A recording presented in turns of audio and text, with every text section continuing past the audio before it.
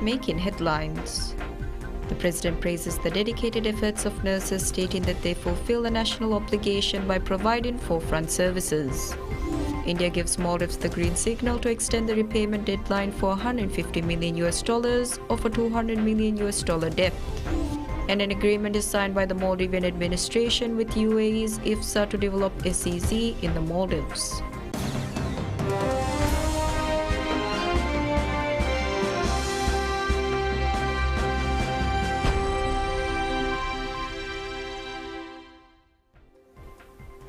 Bismillahirrahmanirrahim. Assalamu alaikum. Hello and welcome to PSM News in English with me, Mariam Shawshat. President Dr. Mohammad Muizzu praises the dedicated efforts of nurses, stating that they fulfill a national obligation by providing forefront services. He made the remarks on a social media post commemorating International Nurses Day. In the post shared on social media, President Dr. Muizzu recognized the unwavering commitment of nurses, characterizing their contributions and services as a valuable, significant responsibility for humanity. The President additionally commended the dedication of nurses for ensuring the provision of cutting-edge care. The International Nurses Day is annually celebrated on May 12th, aiming to acknowledge the pivotal role nurses play as they are the backbone of the healthcare system. The theme for International Nurses Day 2024 is Our Nurses, Our Future, the Economic Power of Care. The purpose of selecting the theme was to emphasize the significance of reshaping perceptions of the economic and societal advantages of the nursing field, such that nursing can be seen as an investment rather than a cost. India gives the Maldives the green signal to extend the repayment deadline for $150 million of a $200 million debt. The loan was secured by the previous government upon assuming office in 2019. Speaking at a press conference held in the President's office, Minister of Foreign Affairs Musa Zamir disclosed that $50 million of the $200 million debt owed to India was repaid in January this year. He emphasized that the Indian government has not made any demands in exchange for extending the repayment period of the remaining $150 million. He also said that India has signaled its approval for this extension. During his recent trip to India, Minister Zamir pledged ongoing effort of support from the Maldives during challenging times. He highlighted India's positive stance towards the requirements of the Maldives and assured continued assistance, particularly during critical periods. In addition, he noted that the debt burden has significantly increased under the previous administration and affirmed that current government's efforts to explore feasible repayment strategies. Ministry of Homeland Security and Technology announces the launch of Hope Island, a rehabilitation initiative aimed at children exposed to crime. Speaking at a collaborative press briefing involving agencies under the Homeland Ministry, Minister Ali Hussain outlined the planning efforts for Hope Island. He emphasized the provision of fundamental education and religious guidance for the children residing there. He also highlighted the implementation of psychosocial intervention and sports programs on the island. Additionally, Minister Hussain disclosed that children would spend 18 years on Hope Island before serving a designated term in either the Maldives Police Service (MPS) or the Maldives National Defence Force (MNDF). Subsequently, he said that they would be granted opportunities to pursue their chosen careers. Furthermore, Minister Hussain announced a reduction in the age of criminal responsibility to 15 years, with previous advocacy for lowering it to 12 years. He cited instances of 12-year-olds engaging in criminal activities and revealed ongoing legal initiatives in collaboration with the Prosecutor General's Office to effect the change. Moreover, Minister Hussain revealed plans to direct 12-year-old offenders to Hope Island for rehabilitation, with a dedicated facility established to mitigate exposure to criminal influences. He also disclosed intentions to develop a separate island specifically for this rehabilitation facility. The government of the Maldives signs with UAE's International Free Zone Authority (IFSA) to develop special economic zones (SEZ) in the Maldives. The agreement, officially co-signed by Minister of Economic Development and Trade Mohammed Said and IFSA Chairman Martin Gregors Pedersen, during a special ceremony, marks a significant milestone in economic development. Speaking at the ceremony, Minister Said emphasized the timeline for finalizing the agreement, committing to reach a consensus within the next 4 months. As part of the agreement, Fonado in Kafu Atoll will be transformed into a financial hub, featuring a new financial center and a bridge connecting Male and Hulule. IFSA will bear the expenses for these developments. Minister of Economic Development and Trade further highlighted plans for the Economic Gateway project in Ihavandipolu, aiming to attract investors with IFSA's expertise. Addressing the attendees, Chairman Patterson expressed confidence in the success of the project, underscoring collaborations with investors to further enhance opportunities in the Maldives. The development of SEZs remarkably aligned with the President Dr. Mohamed Muizzu's vision to diversify the economy and stimulate financial growth. The Maldivian administration is optimistic about attracting future investments and positioning the country as a desirable destination for business opportunities. Minister of Cities, Local Government and Public Works Adam Sharif Umar reaffirms the ministry's steadfast commitment to identifying islands for the construction of new offices for island councils. President Dr. Mohamed Muizzu recently announced the simultaneous construction of council offices in 50 islands. Speaking on a program aired on PSMNEWS, Minister Adam Sharif Umar stated that efforts are presently underway to determine the islands where the new offices will be built. He mentioned that a special regulation has been formulated through discussions, underscoring that the islands will be identified by the end of the month based on specific criteria. Moreover, Minister Adam Sharif highlighted that the project will be initiated with resources obtained through free aid from China. He further emphasized that the offices will be developed with ample space and modernized resources, with plans to adapt to changing times by establishing greater human resource capabilities. The present administration aims to establish offices of high quality, with priority given to islands that have experienced significant damage, space constraints and population strain. The practical initiation of office development is expected to take place later this year. Minister of Health announces the commencement of designing a hospital which will provide intrauterine insemination IUI and in vitro fertilization IVF services. Decisions have been made such that the hospital will be situated in Hulumale Phase 2. Speaking to PSMNEWS, the ministry revealed that the hospital will be designated to provide treatment for women and children. They highlighted the ongoing efforts to design the hospital, disclosing that bidding opportunities will also open, aiming to seek reliable contractors to develop the hospital. Ministry further assured that the hospital will be established with the most modern facilities and advancements, ensuring utmost convenience to the patients. Special services that will be provided in the hospital include services given for pregnant women, family planning services, treatment for premature babies, treatment for children diagnosed with certain diseases, screening for breast and cervical cancer and IUI and IVF services as well. The ministry affirmed the completion of the hospital development and the commencement of hospital services within the upcoming 5 years. The establishment of this hospital marks the first hospital developed in Hulumale Phase 2. Currently, only one clinic under Hulumale Hospital provides medical treatment in the second phase of Hulumale. Ministry of Fisheries and Ocean Resources undertakes a proactive initiative by deploying 19 fish aggregating devices FADs across various locations in the Maldives. The deployment includes 7 sports FADs and 12 pole and line FADs, strategically positioned to bolster the livelihoods of local fishermen. The placement of these FADs underscores the government's commitment to supporting fishing communities and enhancing their welfare. These FADs, catering to both pole and line and sports fishing, offer invaluable resources and opportunities for sustainable fishing practices. Newly anchored FADs are situated in Gaddo in Garfadalo Atoll, Buruni in Tha Atoll, Fonado in Lam Atoll, Wewang in Mimu Atoll, Mahibadu in Alifudalo Atoll, Fonado in Shavian Atoll and Hulumale in Kafu Atoll. Presently, there are 80 FADs distributed across diverse regions in the Maldives, comprising 65 pole and line FADs and 15 sports FADs.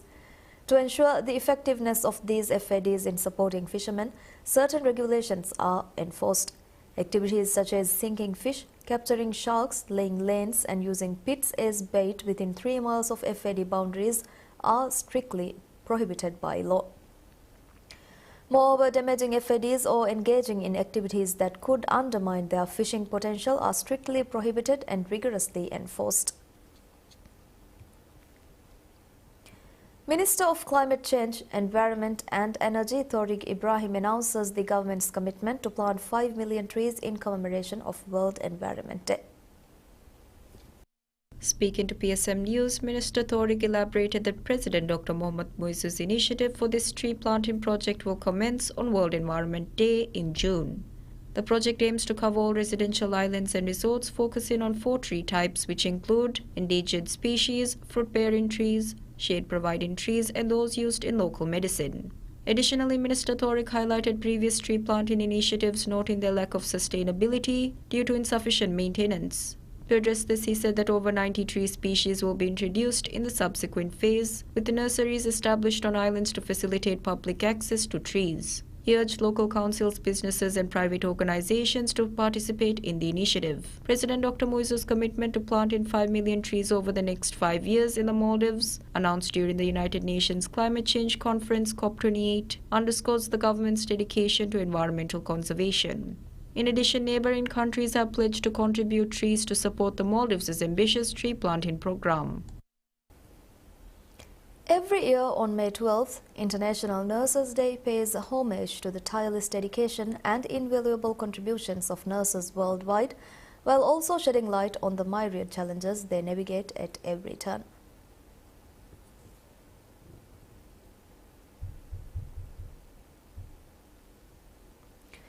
This year's theme for International Nurses Day is Our Nurses, Our Future, the Economic Power of Care, emphasizing the pivotal role nurses play in shaping the future of healthcare.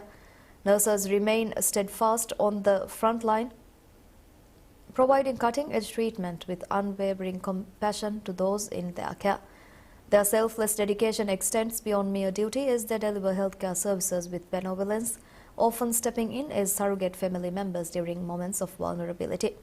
The steadfast commitment of nurses deserves a profound appreciation as they consistently deliver exceptional care despite facing personal challenges.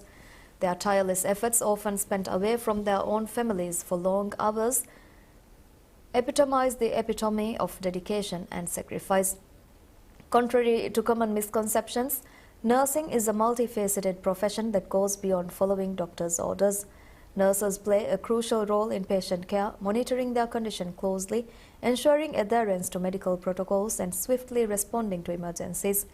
In the Maldives, nursing has traditionally been seen as a predominantly feminine profession, with women leading the field for years.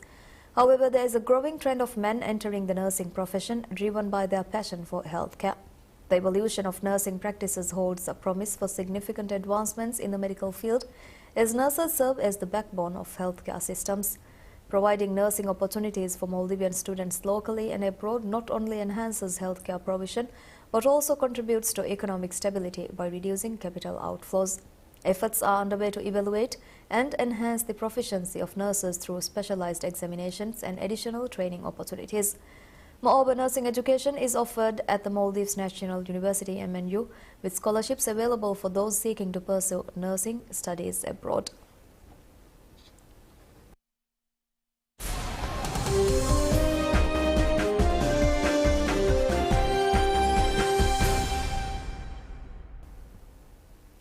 More than 1,000 environmentalists protest outside Tesla's factory near Berlin, police says, a day after some of them tried to force their way into the plant.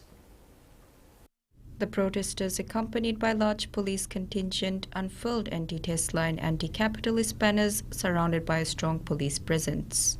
Organizers of the protest put their numbers at around 2,000. While there were scuffles between some of the demonstrators and police at the beginning of Saturday's protest, the situation quickly calmed down. Activists have been fighting plans to expand the factory at Gruenheid, which opened in 2022 following an arduous 2-year approval and construction process dogged by administrative and legal obstacles. They are made up of a collective of campaigning organizations including Extinction Rebellion and more local groups, and the latest round of protests has been going on since Wednesday. On Friday, police said they had driven back several groups of activists who tried to enter the factory. There were injuries on both sides, said a police spokesman, without providing figures. Protests against the plant have increased since February, and in March the plant was forced to halt production following a suspected arson attack on nearby power lines claimed by a far-left group. A week later, Tesla boss Elon Musk visited the site to lend his support to the staff and denounced what he said was the work of eco-terrorists. Tesla wants to expand the site by 170 hectares and boost production by up to 1 million vehicles annually to feed Europe's growing demand for electric cars and take on rivals shifting away from combustion engine vehicles. The plant already occupies around 300 hectares, employing some 12,000 people.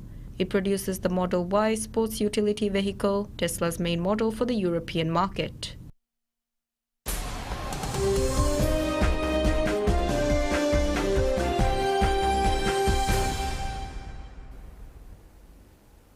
Officials say that thousands of people have evacuated from border areas in Ukraine's Kharkiv region as Russia kept up constant strikes on a key town as part of a cross-border offensive. The surprise Russian attack across Ukraine's northeastern border began on Friday, with Moscow's troops making small advances in an area from where they had been pushed back nearly 2 years ago. In total, 4,073 people had been evacuated, Kharkiv Regional Governor Oleg Sinakabov wrote on social media day after Russian forces claimed the capture of 5 villages in the region. Sinakabov said a 63-year-old man was killed by artillery fire in the village of Glybok, and a 38-year-old man was wounded in Vovchansk, a border town which had some 3,000 residents before the current offensive. The city is constantly under fire, said Oleksiy Arkivsky, a senior police officer from the border town helping to coordinate the evacuations. Arkivsky said one person who was trapped under rubble had died overnight and several people were killed by shelling on Saturday. He estimated that around 1,500 people had been evacuated or fled the border town since Friday and said there had been 32 drone strikes on the town over the past 24 hours. He said evacuation teams had come under fire many times. Reporters saw groups of people fleeing the border area, arriving in vans and cars loaded with bags at a reception center for evacuees near Kharkiv. Evacuees, most of them elderly, received food and medical assistance and could sleep in bunk beds. President Volodymyr Zelensky said on Saturday that Ukrainian troops had been carrying out counterattacks in border villages in Kharkiv region. He said that disrupting Russian offensive plans is now their #1 task. Troops must return the initiative to Ukraine, the president insisted, again urging allies to speed up arms deliveries.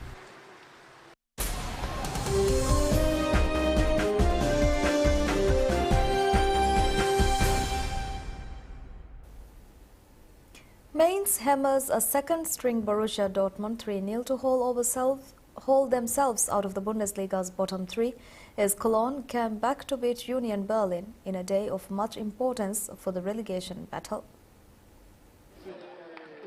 Sitting in the relegation playoff spot at kickoff, Mainz stunned the visitors by racing into a 3-goal lead inside just 23 minutes. Leandro Barreiro opened the scoring on 12 minutes before Lee Jae-sung grabbed 2 goals in 3 minutes as the hosts tore into a much-changed Dortmund side. Mainz, who are now 8 games unbeaten since losing 8-1 to Bayern Munich in March, realistically need just a point from their final game of the season at Wolfsburg to secure another season in the German top flight. With Dortmund's Champions League qualification for next season now guaranteed and a Champions League final against Real Madrid on the horizon, Dortmund coach Eden rang the changes. Defender Nico Schlotterbeck was the only starter from the team that won in Paris on Tuesday, and though Jadon, Ian and Julian Brandt came off the bench at halftime, they could not turn the tide.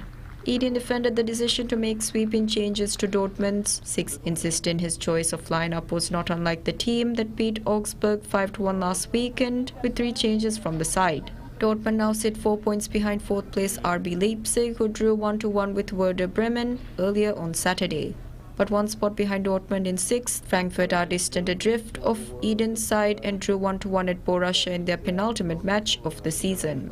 At the other end of the table, Mainz's victory leaves Union Berlin, who squandered a 2-0 lead at Cologne early in the day to lose 3-2, languishing in the thick of the relegation fight.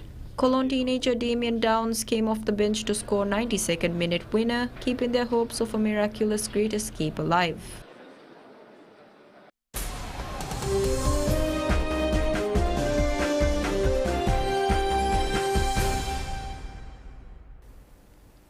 The hyper color image of a dark hill and lava flow is pretty enough, but its high-tech artificial intelligence origins make it special.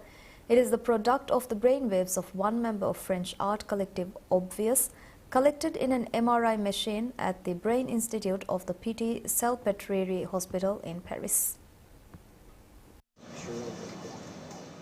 Pierre Fautrel, one of the trio, said he was thinking very hard about a volcano. He admits the resulting work was not exactly what he had in mind, but it has kept the basic elements: a flaming mountain with flowing lava and a landscape on a light background. The trio of 30-somethings, Fautrel, Hugo Cassie, Dupré, and Gauthier Vernier, already gained international attention in 2018 by selling an AI-generated artwork at Christie's in New York for more than 400,000 euros.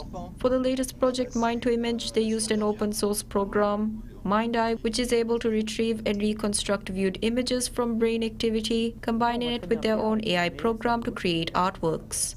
They tried two different versions, one in which they looked at pictures and tried to replicate them simply through their brainwaves captured in the MRI. They also tried recreating their invented images based on written descriptions. For each, they repeated the process many times over 10 hours to create a database for their AI. It took the teams many hours to sort through the data collected in the MRI before Obvious fed it into their own AI program, which gives it a specific vibe influenced in part by surrealism. He credits huge advances in the quality of medical imaging as well as the sudden emergence of generative AI, which can create images from written prompts. The results of their project will be on display at the Denis Gallery in Paris in October, and the group says they want to expand the project to sound and video. And that's all we have for you right now. Thank you for watching. Stay tuned for more news updates. Have a good day. Goodbye.